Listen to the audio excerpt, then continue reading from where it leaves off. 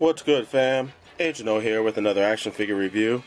And today I have the SH Figuarts Avengers Infinity War Iron Spider. And you can tell it's Iron Spider because it says so on the box art in gold lettering. And also you see the picture of Spider-Man on the cover of the box. And look, oh my god, there is Spider-Man there on the side. You'd think this was a Spider-Man figure. Oh my god, he's on the back too. Good god, he's everywhere. Oh my god, he's at the bottom of the box as well. Oh my god, oh, but he's not on the top. But you can tell it's Avengers though. Bam, the Avengers. So yeah, this is the box. I don't really give a crap about it because it's what's important is the figure inside. So let's get this figure open and let's get to the review.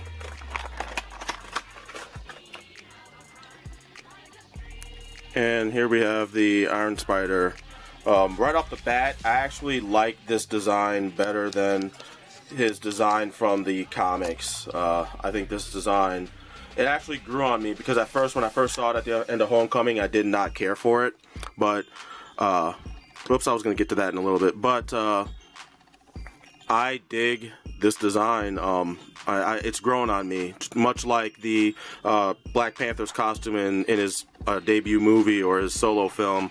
The design grew on me after a while. And originally, when I first saw the design or the production photos for this figure, I thought, well, hell, this looks a lot like the Homecoming figure. It just looks like all they did was go into the 3D animation program that they used to sculpt these toys and just change all the surface detail and but leave all the articulation and stuff the same, because the articulation and everything, the way it's engineered, is exactly like the Homecoming Spider-Man figure that they put out earlier, complete with the rotating butt cheeks that you can slide around. You know, all of that is there. So I'm not even going to do articulation rundown with this figure because it's exactly the same as the Homecoming Spider-Man, which I also have here for comparison purposes. You know, I mean, you can tell just aesthetically, even though they used a brighter red on this figure than they did this one, it still really works pretty well, and it does help. Helps contrast all the gold. The fact that they used a darker red helps contrast with all the gold that's on the Iron Spider figure. But when you get them side by side, you actually see how they tweaked the body shaping of the Iron Spider figure as opposed to the Homecoming figure. His arms are a little bit bigger, especially on his shoulders, on the deltoids. The thighs are a little bigger.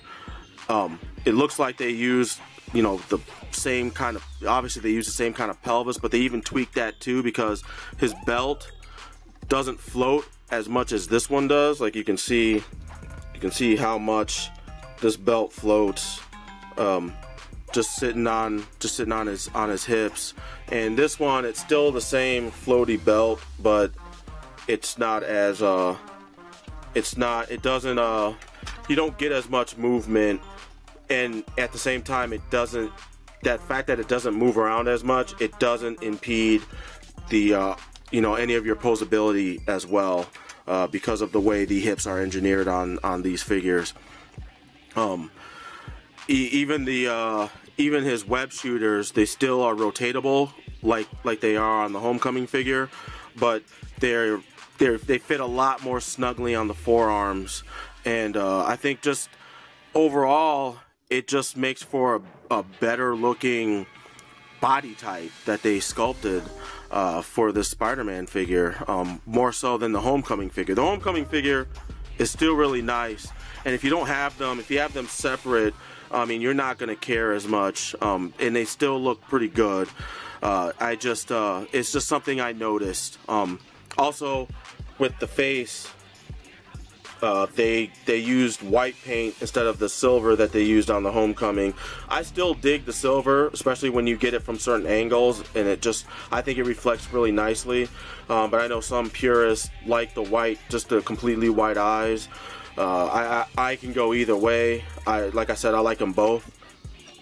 And since the way you change the eyes is exactly the same on the Iron Spider figure as the Homecoming figure, if you wanted to, you could swap these eyes out, the silver eyes, and put them on your Iron Spider figure. So it works in that sense as well. Let me just do a quick back shot so you guys can see the differences. But you know, obviously there's a lot of design elements that they incorporated off the concept art and whatnot. And I mean, as far as I can tell, they both look pretty screen accurate. I mean, they might not be 100% screen accurate, but it's pretty close. It's close enough that I don't see anything that jumps out at me that that would make me say, oh my god, this is so off, from off model from what you saw in the films. But yeah, I mean, that's pretty much it for the aesthetics. I mean, there's no paint slop whatsoever, and like I said, the engineering is the same. It's just they tweaked the sculpt a bit, and I think it works pretty well. One thing I will say about the articulation, though, that I actually didn't like is his torso articulation, because his diaphragm joint is on a ball joint, but it pops off really easy.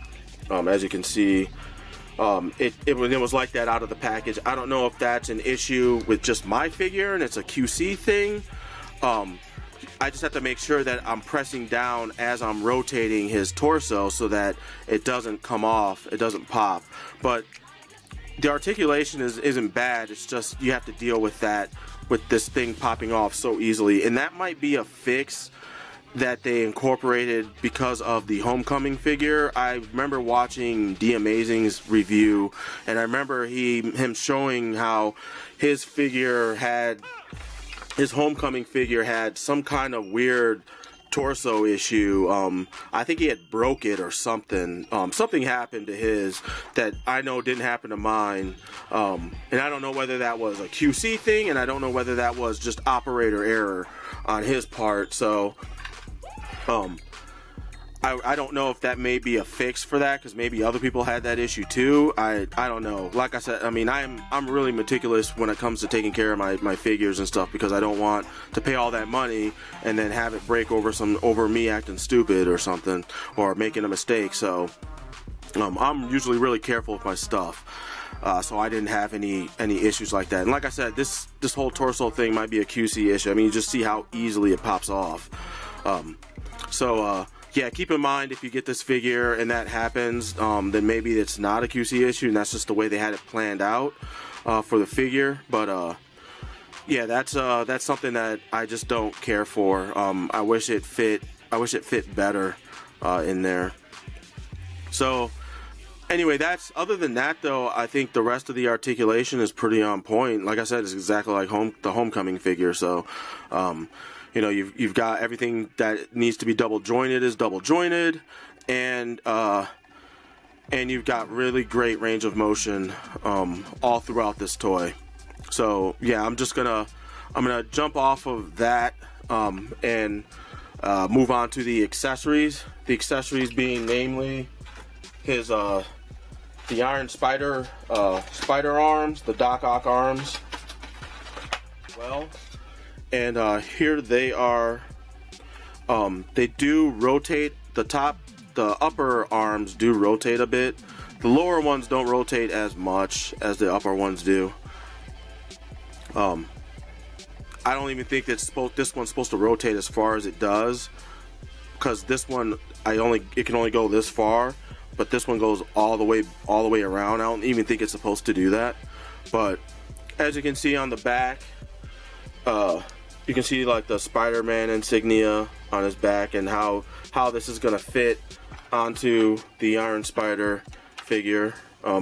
Actually, this is really nice that this whole panel gets removed, because it fits in there almost so seamlessly you almost can't even tell that it's supposed to come off. But there's a little bit of a gap.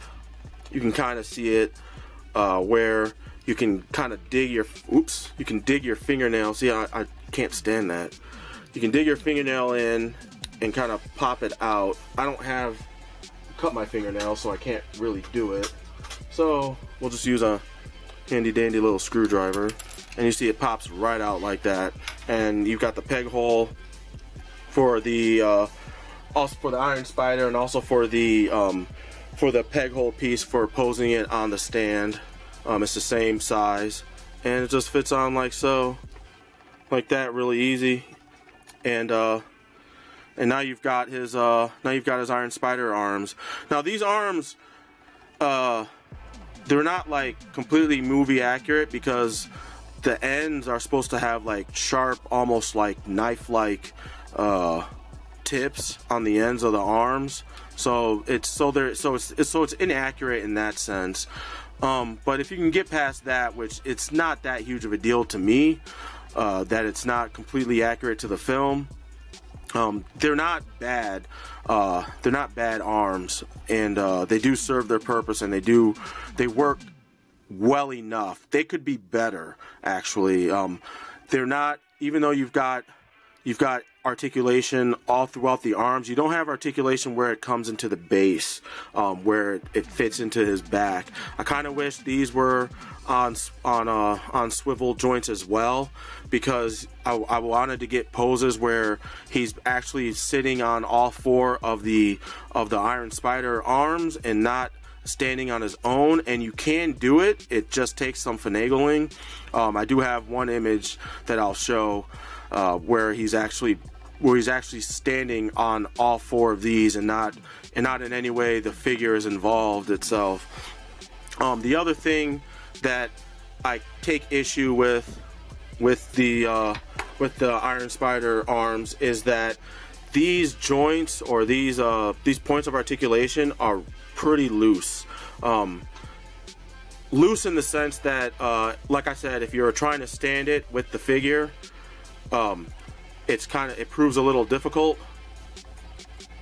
Obviously you can stand it on its own, no problem, but that's because it's pretty light. But when you have any kind of weight, these don't really hold, the joints don't really hold as well, which is too bad. I kind of wish they had used like ratchet joints for all this.